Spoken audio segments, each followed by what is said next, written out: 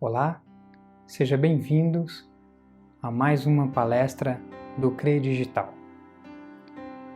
Hoje falaremos sobre a lição 19 do livro Fonte Viva, uma psicografia de Chico Xavier pelo Espírito de Emmanuel.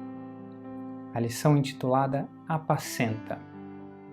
O versículo que inspira Emmanuel vem do Evangelho de João, capítulo 21, versículo 17, e diz o seguinte: apacenta as minhas ovelhas. Normalmente, a gente sempre busca uma história, um exemplo que possa nos ajudar a entender melhor a lição de Emmanuel. Nesse caso, hoje, eu falarei exatamente desta mesma passagem, que eu acredito que traz lições bastante significativas para nós nos dias de hoje. Conta-nos então João que estava Pedro, Tiago e mais alguns companheiros à margem do lago de Tiberíades, logo no fim da tarde, quando Pedro decide ir pescar. Seus companheiros o acompanham e assim o fazem durante toda a noite, infelizmente sem nenhum sucesso. Durante toda a noite, eles jogam a rede e a recolhem vazia. Logo pela manhã, um homem, à margem do rio, lhes pergunta: amigos, tendes algum peixe? Ao que respondem: não temos nenhum. Ele então orienta: jogas novamente a rede pelo lado direito do barco. Quando eles o fazem, mal conseguem retirar a rede de tantos peixes. É então neste momento que todos se olham e começam a acreditar que talvez aquele homem seja o Senhor.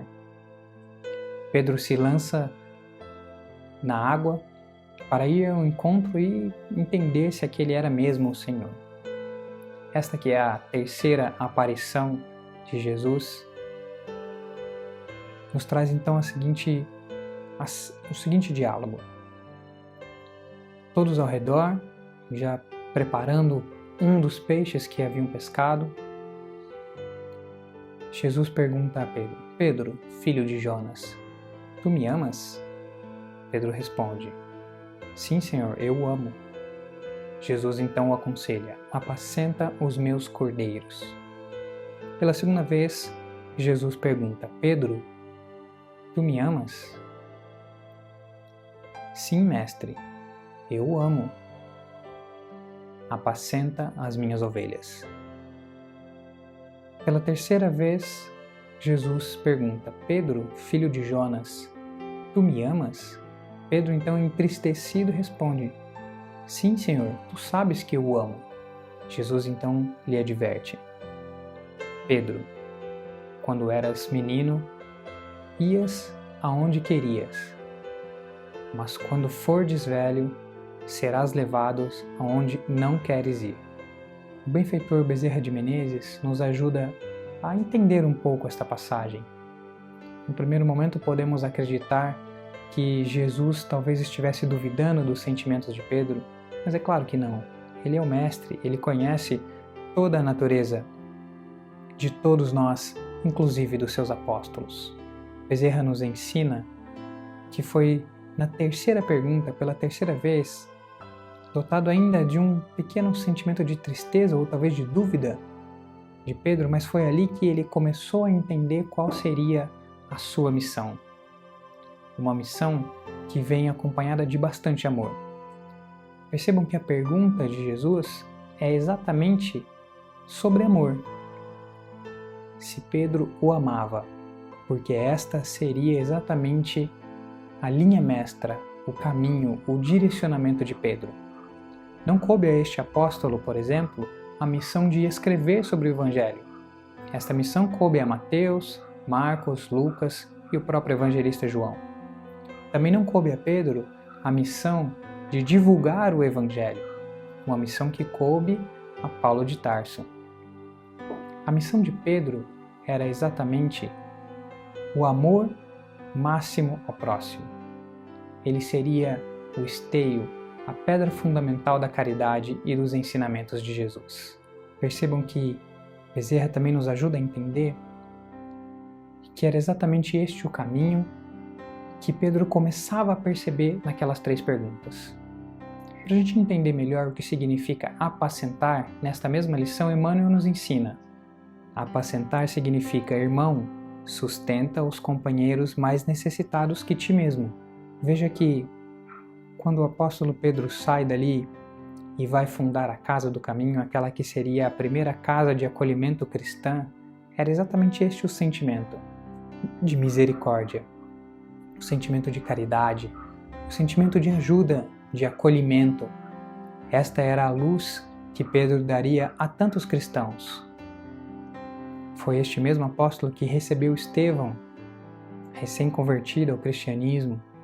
Foi este mesmo apóstolo que recebeu o perseguidor de cristãos, Saulo, depois transformado em Paulo, todos eles na Casa do Caminho. Uma lição importante para nós nesse momento é que a gente sempre pode cair na armadilha de acreditar que primeiro precisamos ser perfeitos, espíritos puros, para depois estarmos aptos a ajudar. Quando na verdade é exatamente o contrário. Nós precisamos primeiro ajudar, primeiro nos entregarmos ao trabalho edificante, para enfim conseguirmos caminhar rumo à evolução. Allan Kardec nos ensina: nascer, viver, morrer, renascer ainda e progredir sempre. Tal é a lei. E na sua obra O Evangelho segundo o Espiritismo, ele também nos ensina: fora da caridade não há salvação. Ou seja, para nós é bastante claro qual é o caminho que devemos seguir. O caminho é exatamente o da ajuda, o da misericórdia, do perdão, da indulgência.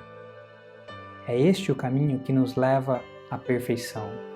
É isso que Kardec nos ensina no Evangelho segundo o Espiritismo. Fora da caridade, nós não poderemos chegar à perfeição a qual todos nós somos destinados. Foi exatamente o que aconteceu com o apóstolo Pedro. Naquele momento, ele ainda não era o pai, ele ainda não era o homem capaz de consolar e iluminar toda a humanidade. Ele era apenas um pescador rude e grosseiro do interior da Judéia. Mas aos poucos, trabalhando, dia após dia, ele se tornou o homem que pôde apaziguar e o homem que possibilitou o crescimento do cristianismo. Porque se não fosse as suas lições de paz e as suas lições de consolo e amor, talvez estes homens teriam sucumbidos. Conta-nos Humberto de Campos que em determinado momento, um dia na Casa do Caminho, após uma longa jornada de trabalho e de atendimentos, Pedro estava exausto, cansado, não queria ver mais ninguém. Ele fechou a porta e encerrou os atendimentos daquele dia. Quando mais uma pessoa bateu a porta, ele responde: nós hoje não atenderemos mais ninguém, não temos mais espaço. O homem insiste e ele diz a mesma mensagem: não podemos atender mais ninguém hoje. Então, quando aquela pessoa meio impetulante abre a porta e entra na Casa do Caminho. À medida que o homem caminha e a luz passa a iluminar o seu corpo e em seguida o seu rosto, Pedro então vê, era Jesus.